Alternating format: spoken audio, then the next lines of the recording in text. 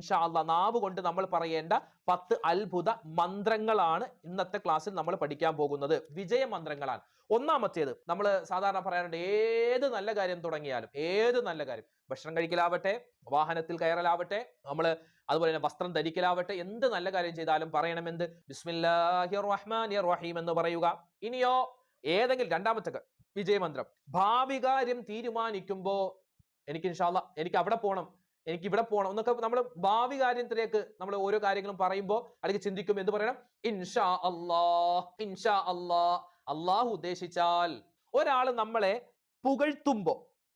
പുകഴ്ത്തുകയാണ്. ഓ എന്റെ പൊന്നടാവേ, നിന്റെ നല്ല പ്രസംഗമാണല്ലോ, നല്ല ക്ലാസ് ആണല്ലോ. ഒരാൾ നമ്മളെ പുകഴ്ത്തുകയാണ്. അപ്പൊ എന്ത് പറയണം? നമ്മൾ എന്ത് പറയണം? സുബ്ഹാനല്ലാഹ്. ഇനി അഭിനന്ദനം പ്രകടിപ്പിക്കുമ്പോൾ പറയണം. ഇപ്പൊ ഉദാഹരണം പറഞ്ഞാൽ എത്രയോ ആളുകളാണെന്ന് അറിയോ, ഉസ്താദിന്റെ ക്ലാസ് നല്ല ക്ലാസ്സാണ്, നല്ല ക്ലാസ്സാണ്, നല്ല എല്ലാവർക്കും മനസ്സിലാകുന്ന രൂപത്തിലാണ് ഉസ്താദ്